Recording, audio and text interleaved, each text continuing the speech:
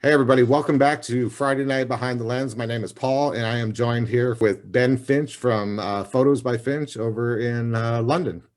Welcome, Ben. Hello, thank you. Yes, great to be here. Thanks for Great coming to on be tonight. here. Yeah, it's great to have you. Thanks very much. You were on both of the UK meetup. I was, yeah, Yep, yeah, this I is your was. first time individually on the show, so I appreciate you Yep. spending 15 or 20 minutes with us tonight and letting No, it's a pleasure. everybody find It is a out what you're pleasure. all about. Yeah, hopefully. Cool. All right. Well, let's not waste any time. Let's go ahead and get right to it if you're ready. I'm ready, All right. definitely. For those people who don't follow you on YouTube, tell us where you come from. I kind of already let the cat out of the bag that you're from London, but just give us a little background. Tell us a little bit about yourself. So, basically, my day job in sort of Kensington area of London is a concierge. I work pretty grueling long shifts, 12-hour shifts, and photography and making YouTube vlogs is for the last, I don't know how long, been kind of like my passion. Photography, it's been my passion on my days off when I'm not spending time with the family or the girlfriend. And it kind of, yeah, it just keeps me going on days off and just trying to find new places to explore. So I'm based in outer West London. So if you look at a tube map, based in Zone 4, in Hanwell. So yeah, not really near the centre of London. So So what, maybe 15, 20 miles outside of the center of London or? oh no, not that far. Oh, not that far. Okay. Maybe no, maybe like 11 miles from the, like, say, Oxford Circus. Okay. That's normally considered the centre. So just far enough that you're not in the madness of Yeah, London, right? exactly. Yeah. Good deal. So when did you first get into photography? Have you always been interested in it, or is it something you just picked up here over the last couple of years? And Good question. For me, photography, I got into it from travel. So the first kind of memory that I have, of my first big trip out of the UK was when it was amazing. My 18th birthday, my aunt and uncle took me to Paris. And I had one of those, I had an amazing experience, an amazing trip. And I had one of those awful Kodak disposable cameras. yep, I Absolutely think we've all terrible. had one of those at one Um, point or another. yeah, but what's amazing is I've got them. I've still got them. I've still got those photographs. So I always have fond memories of that trip because it feels like that's where it started. And kind of fast forwarding on from there, 10 years later, the first trip that I kind of paid for out of my own pocket was to Peru. That You again was just incredible. That was like where the photography bug properly bit me, and just everything that I saw, from like going in the jungle, Machu Picchu, Sacred Valley, all of those sites. I was just captivated to try and capture some of these amazing scenes in the what form made of a you choose photograph. Peru? Is that somewhere you always wanted to visit? I have had an interest in there for a long, like, since I was a child, because I love Paddington Bear. Yeah. And yeah, so that was kind of where maybe it kind of started. I just followed a breakup in a relationship. Not the current one's going fine. I mean, as far as Good. I know, it's yeah. Well, that's good But because it she's was in your most recent video. yeah, exactly, yeah. Exactly. It was, yeah. So it was a pretty grueling, terrible sort of breakup, and I wanted to just go as far as I possibly can away. I felt a little bit lost, if I'm honest with you. It was really, really tough. And I just felt like I need a big just holiday to just kind of just forget what had happened, basically. Sure. And I thought, bottom of South America is pretty far away. I did think it would be quite like 14-hour plane ride, though. I wasn't quite prepared for that. Oh, it's quite a trip, isn't it? Yeah, the furthest I've been before that, I think, was, well, Paris, probably. So Right. quite a bit different. Yeah, that's a little bit farther. Yeah. What did you photograph that trip with? So the funny thing about that is I didn't actually have a camera, even for that trip. I borrowed Abby, current partner. I borrowed her camera. It was a Canon 400D, which, it was amazing for the time. It was incredible. Yeah. I think it only shoots 12 megapixel photos, so quite a way away from what I've got now. But for the time, it was amazing. It was just. I also had a Canon bridge camera. I'm just remembering now. I had a bridge camera which had this stupid, like, I don't know, 15 to 4 million zoom or something. Oh, one of those optical zooms where it's just yeah. Those are insane. Yeah. You record, that was the trip you recorded video. You have a vlog from that, is that right? Yeah. The other funny thing is that I'd only known Abby for about a couple of months, and she just let me go off to South America with her camera gear. I also had a GoPro, the Session. Do you remember that one? Yeah, I do. The Hero Session. So I had that, which is what I recorded the video with, most of the video with. Okay. Because it was just kind of like just easy to kind of put on your chest and just forget about it and just walk around and just capture some video. Well, you've moved up in camera gear, is that right? I've spent more money, yeah. That's what you mean. Yeah, it's not cheap, right? What No. What's your current setup? Right. So current setup, main kind of photography stills camera is the Canon 90D, which is their kind of, I think it's still their flagship APS-C camera. Yep. For me, it's amazing. It's just like I don't really need anything else. The 32.5 megapixel sensor is just, you can kind of crop in, and it's pretty good. Yeah. I mean, do you really need more than 32.5? I mean, no. I don't think you even need more than even as much as that. I don't think you need, but right. It's there for, and then the vlogging camera that I use again is a Canon camera. It's the M6 Mark II. Okay. Which is kind of really lightweight, neat. You can kind of be almost discreet about it when you're using it. It's not like big and bulky, and so that's the vlogging camera.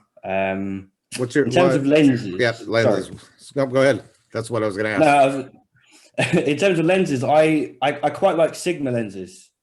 I quite like them. They're really sharp, and normally if you want kind of something with a really low or really wide aperture, they're normally the better lenses to go for. Yeah. The only Canon lens that I have is the kind of sort of beginning to be telephoto lens, the 70 to 300, which again is really sharp, really good lens. But yeah, I normally lean towards Sigma lenses. I don't know why that is. I don't have any personally, but I've heard just so many good things about both Sigma and Tamron. Lenses. And for kind of a fraction of the price of the Canon lenses or the Sony lenses in my case. So I've been looking at them. So I'm not sure I'm going to ever buy another Sony lens again. So, you know what it is? For some reason, like I think Sigma have been a little bit clever, and they've just looked at the same lens that they're going to make and just made it like a third of the price or something. Yeah, exactly. And it's just as good. So normally, the Canon lenses can be quite expensive. Now you fly drones, right? I do fly a drone. Yeah. What drone are you using? So I've got the Mavic Mini. I've got the original one. They've just released the Mini. I think they're called the Mini 2. Yep, the Mini 2. But I've got the original one, the DJI Mavic, just the Mavic Mini. It's really cool. It just gives you a totally different perspective, and it's relatively easy to fly. And it's just something cool just to kind of add in a bit of B-roll. Just adds another element to your videos. Oh yeah, definitely gives you a whole different element, like you said, the element to your video. Yeah, instead of just a flat level, you get that above view, and that's just amazing, especially where you live, I think. Yeah, it can be really interesting to find. Like I just almost kind of fly it sometimes and just think, well, I'm not really going to get much from here. And all of a sudden, you just like, I'm flying over the canal, the Grand Union Canal. Yep. And you just see like the meander in it, and it just like, oh wow, I didn't think about that, Now, when I was doing research for your interview, I was looking at the UK drone laws because I know they just changed on December 30th or 31st. 31st, yeah. I don't think your laws the Mini was not affected by the laws, but now they are. Is that right? That is absolutely spot on. A couple of days ago, because I haven't flown it since. For any drone enthusiast watching, I've not broken the law. I haven't flown it since before Christmas. So a couple of days ago, I did the exam. You got the operator ID that you need, and then the flyer ID. Like a theory test. The flyer ID. Yeah, so it costs £9 for a year, and then you have to label with the operator ID. You have to label it on the drones that you fly. Yeah, I did read that. And then the flyer ID, I think I'm not going to need that because I'm flying a drone under 250 grams. I think that's why I've got it anyway. It anyway. Might as well cover yourself, I don't think right? I need. Yeah, exactly. I don't think I need to show it to anyone though. I think it's mostly the operator ID because I'm flying the Maverick Mini. Well, it definitely gives your videos a whole another element, like you said, to it. You know, just to see your surrounding areas. You know, it's so much different when you see it from up above. You know, so you know, especially London, it's just so vast. You know. Yeah. So okay. So when I was looking through your vlogs last couple of days, you did a vlog that you were you did an exhibition down in Margate in Kent last year. Is that right? Tell us a little bit about that. How did that happen? And you know, do you plan on doing it anymore? Very good question. Yeah, so that was a feature on the guest wall of a great little independent gallery. It's run by a company called Shoreline Partners. And they've got two galleries, one in Margate where my mum lives, and then one just further up the road in Westgate. So two very small towns. And I normally have like a kind of sale or return deal with them where I sell limited edition prints. Right. So I've been in there. I know of that gallery for years. I've been involved in that gallery for a number of years. And I have many times kind of featured on their guest wall. Cool. So you kind of pay for the fee to be in there for 2 weeks. And it was amazing. We kind of made a little holiday out of it. I was in there over the August bank holiday weekend. And just the opportunity to kind of talk to people, talk to the public about my passion, what I do, why I do it. Yeah. And it was just incredible. It's something that I found a little bit daunting to begin with. I'm not the most like overly confident person maybe, but I think more and more that I've done it, I've grown in confidence with it. I would love to do it more.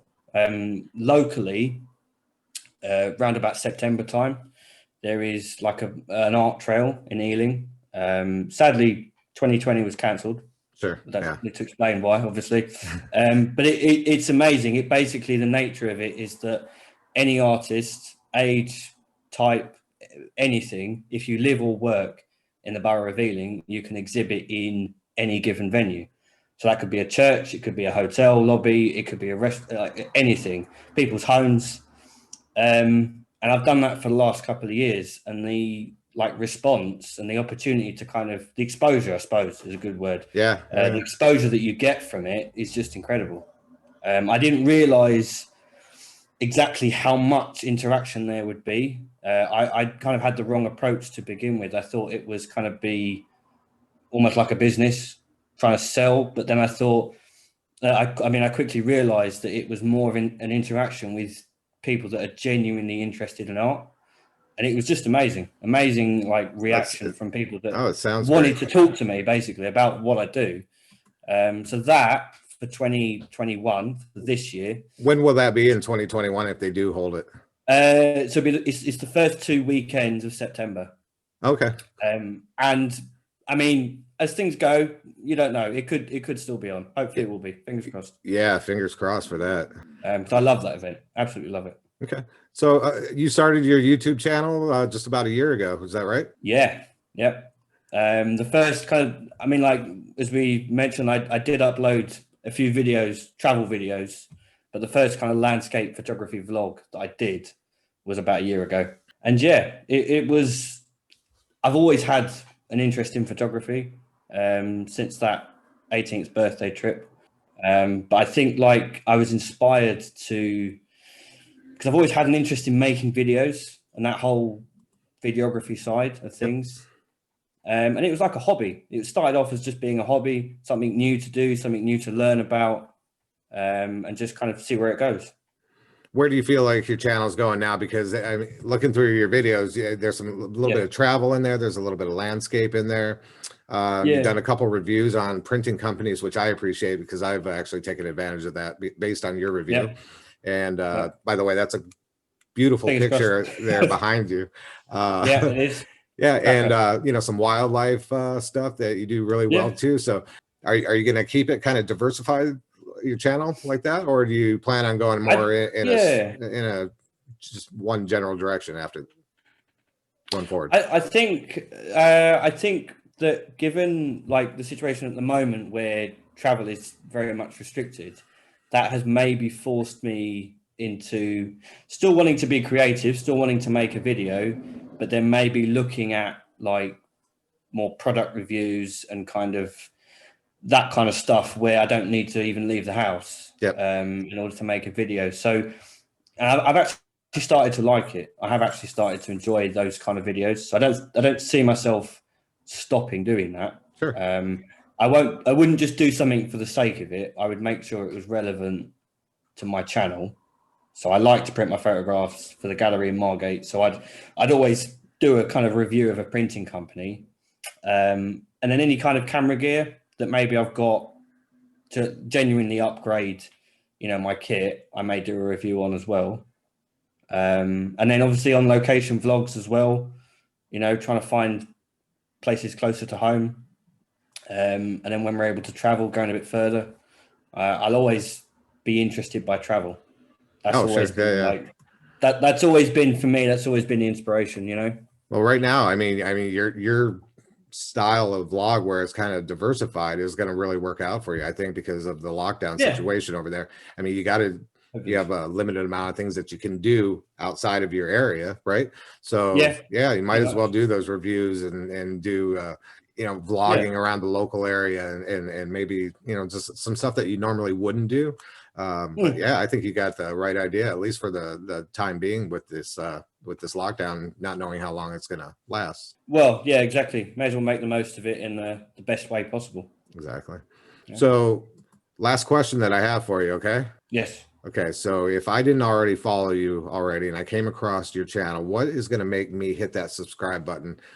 What is going to be appealing to just a casual viewer about your channel that's going to want to make them hit that subscribe button? Toot your own horn here. Very good question. Very good question.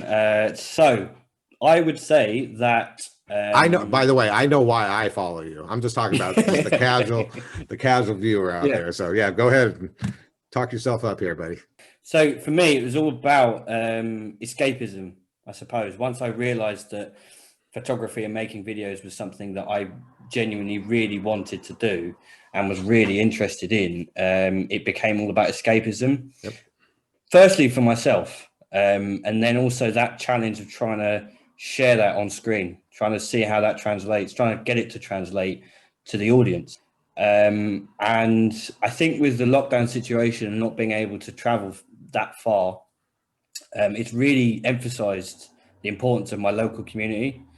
And I think if I could kind of offer escapism to my local community through my videos, I would be very proud of that achievement.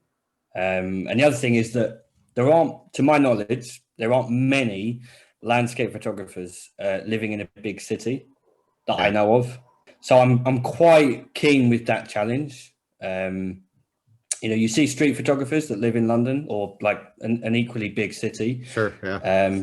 There aren't many landscape photographers. And I'm genuine. I think I'm honest. If it goes, you know, pants, if it goes tits up, I'll still make the video. I'll still share it. I'll still share the experience. Well, I'll tell you, one of my favorite things about your vlogs is that it just generally feels like you're happy to be out. And now, after hearing your story about how you work 12+ hour shifts every day, I can see why. Combined with your love of photography, you know, it's probably after working a 60-hour a week or so, it's just probably just great to get out, and that kind of comes across in your videos, at least for me. So that's what made me hit subscribe. So yeah, I think if anybody out there is not following you and that's watching this, and just head straight over to Ben's channel and hit that subscribe button for sure. Definitely won't be disappointed. It's great stuff. Thank you. Appreciate that. Social media. So for anybody who's not following you on social media, what social media platforms are you on right now? So I would say mostly Facebook and Instagram. I've got fed up with Twitter because it's just full of, you know, politicians and it's nuts. You know, a lot of nonsense. Let's just leave it there. I don't want to go into it any deeper than exactly. That. I'll agree with you. I post I've got like, I don't know, on Twitter, I've got like maybe 200 followers. I post a photograph and I get 1 like. So for me, it's just pointless. So Instagram, I'm still trying to get to grips with like how to properly get the best out of it. But yeah, Instagram and Facebook are the main two social media platforms I focus on. I'm just trying to get regular content out. Yep. Well, I follow you on both Instagram and Facebook, so I'm gonna put the links down in the description below for anybody who's not following you currently. Just go ahead and click that and give Ben a follow. It's great stuff. Then get on the YouTube channel and hit subscribe there. Just great stuff. So, all right, Ben. So thank you so much for joining me tonight. Really appreciate the chat that we had before this and during the interview. And yeah, I wish you guys the best over there during your lockdown. I know it's frustrating, but I hope this is the one that does the trick for you guys as they start putting the vaccines in people's arms over there. Hopefully the timing works out, and this is the last one for you guys. I hope so, Paul. I really do, mate. All right, buddy. So thank you so much for coming on tonight. I really appreciate your time, and I'm gonna get this up probably not this Friday, but the following Friday. I don't have the calendar in front of me, but yeah, definitely. That's right. Thanks a lot, Ben. Cheers, Paul. All right, buddy. Thanks, mate. Thanks. Cheers.